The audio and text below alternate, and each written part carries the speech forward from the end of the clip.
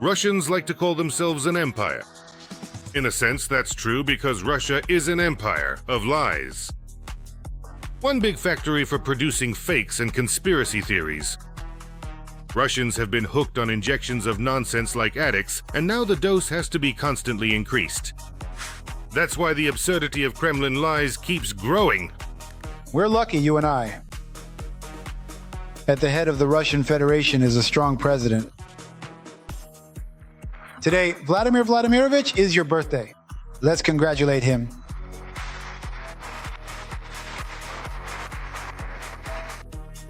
If there is Putin, then there is Russia, and that is something we should truly be proud of as a nation.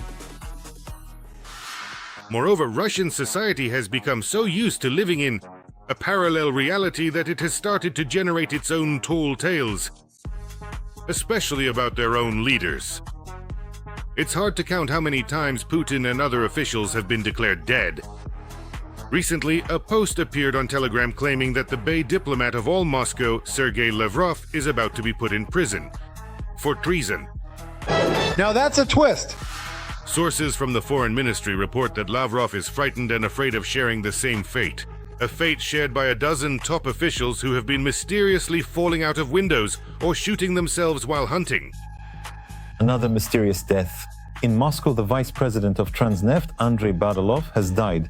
According to Telegram channels close to the security forces, he fell from the balcony of the 17th floor of a building on Rublevskoye Highway. Badalov himself lived in the same building on the 10th floor. The state news agency TASS claims that the preliminary cause of death is suicide. Lavrov? Literally afraid that a missile will fly at him. And do you remember who already got hit by a missile? We barged in rudely, stomped all over the territory in search of Nazis. While we were looking for Nazis, we beat up everyone we could, got to Kyiv, and then, in Russian, they call it both. And then we pulled back. Rumor has it that the Kremlin is very dissatisfied with Lavrov's performance since Russia is losing its significance on the international stage. Diplomacy is in deep trouble, and naturally the responsibility falls on the foreign minister. The last straw may have been the international summit in Egypt, where a truce was reached between Hamas and Israel. Everyone was there except Russia. Moscow wanted to become a superpower, but ended up a super pariah. Naturally, all the blame was dumped on the sad pony. We sent Muscovy there in February-April. Putin's Grey Cardinal, Dmitriev, began telling the Führer directly that Lavrov is an enemy and a traitor and should be in prison. At the very least, for his past KGB merits, he should be sent into a not-so-honorable retirement. It was Lavrov who was accused of preventing the establishment of good relations with the Americans. Supposedly in Alaska, Putin and Trump were supposed to settle everything and divide the world. But Lavrov tossed his mane at the wrong moment and everything fell apart. Putin was shown the door without even being offered lunch.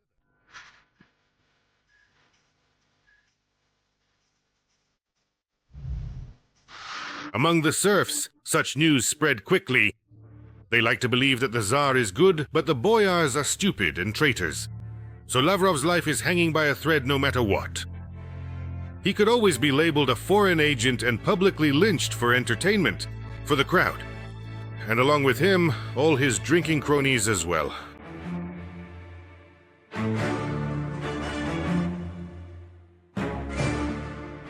It's reported that Lavrov is very afraid of dying and is becoming increasingly paranoid about his own safety. But as everyone knows, you shouldn't be afraid of a NATO missile, but of a domestic grenade in the cabin of a plane. Prigozhin would back me up on that. That's a plane. Are you sure? Where is it falling? Where is yours? Over there, near the farm. Unlike Lavrov, Prigozhin is respected by Russians and discreetly praised in shabby kitchens. His march on Moscow is still called the Justice Raid, and the bald chef is considered almost not the only hope for Russia. That's why, in villages and hamlets, there's a belief that Prigozhin is alive, almost like Tsoi or Lenin, and that he'll soon return to take revenge on all the traitors of Russia. For those discussing whether I'm alive or not, how I'm doing, Right now it's the weekend, the second half of August 2023. From time to time, photos and videos of Prigozhin appear online. They say Humpty Dumpty is regaining his strength and will soon set out for the Kremlin again. Faith in Prigozhin is a bad sign for Moscow and for Putin personally. It shows that the common folk are beginning to doubt the godlike nature of the leader and the soundness of his decisions. Even the most die-hard patriots reluctantly agree that the attack on Ukraine was a mistake. The economy is destroyed, international authority is lost, and Putin is weak and ill. How effective, then, are the previously set goals? Because they set the goal of demilitarization and gave birth to a whole galaxy of followers of these Nazis.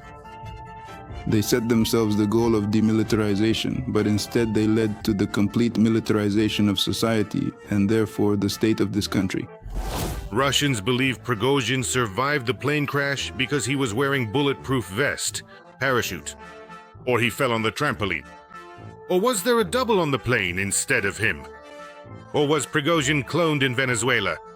Or was his consciousness transferred into Kirkorov? But that's not certain. In every person's life, there are certain moments when you walk through the wrong door. Prigozhin has gained many followers who also openly call to march on Moscow and overthrow the government. The process has started and it can no longer be stopped. This is open betrayal. The country is on the brink of disaster, even if there were no war. Or rather, not on the brink, it has already crossed that line. This was done by the so-called president, the great Putin. We call on everyone to join our alliance to save our country. The point of no return has already been passed. Prigozhin almost made it to Moscow because, as it turned out, the regime is weak. No one wants to defend it. If Prigozhin hadn't decided to negotiate, he'd already be meeting Trump in Alaska. But now all the future Prigozhins know that Putin can't be trusted and will go all the way. Is Prigozhin alive? Wagner PMC published a video from Africa in which a man very similar to their leader Yevgeny Prigozhin, who died in August 2023, was spotted. Interestingly, it's impossible to identify Prigozhin in the footage since the faces in the video were deliberately blurred. Meanwhile, in the Russian general staff, several generals are preparing to overthrow the current government. This was reported by the Telegram channel General SVR. There are even more legends about Putin himself. According to one of them, he died long ago and is lying in a refrigerator next to the sausages. This conspiracy theory became so popular that Putin's death was discussed not only on benches outside apartment buildings, but also in the highest offices around the world. Tell me, please, is he dead or alive? He is dead, absolutely certain. He passed away in the evening, around 8:31 p.m. on Thursday, October 26th. Irrevocably, definitively. Right now, he is in the cold storage room of his residence in Valdai. Again, why did everyone so easily believe in the death of the Führer? Yes, because everyone really wants it. The demise of the pale old man would solve, if not all, then almost all the problems of the world. Every other person on the planet, when blowing out birthday candles, dreams of exactly this. What's going on with Putin? Dead? Alive? Rumors about the president's death are being discussed on social media today more actively than ever, prompted by the popular Telegram channel General SVR and political analyst Valery Solovey. Meanwhile, ordinary Russians are massively Googling whether Putin has died. The query about his death topped Google's top search trends, as noted by our colleagues from the Telegram channel CHTD. But if Putin is dead, why is he appearing on TV? People easily explain this by saying that Putin has a whole army of doubles for every occasion. Banquet double, home double, negotiation double, the joker, the talker, macho fisherman, and even a one-man band.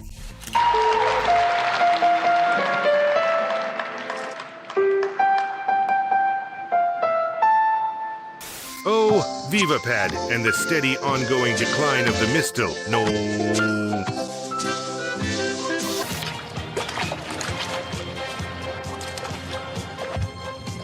Opa! Wow. People no longer even perceive Putin as a human being. It's some kind of abstract substance, faceless and empty function. It doesn't matter who is actually wearing the Putin mask at any given moment. A double, a triple, or Shoigu in a carrier. What matters is that it simply symbolizes power. And power in Russia is something sacred.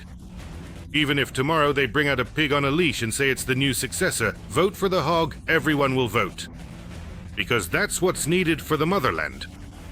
I would like to remind you that this video is created for entertainment purposes and contains elements of satire and irony. All facts and events are presented in a hyperbolized or exaggerated form to convey a comedic or dramatic effect. Our goal is not to mislead, but to highlight humor. Please take it with a smile.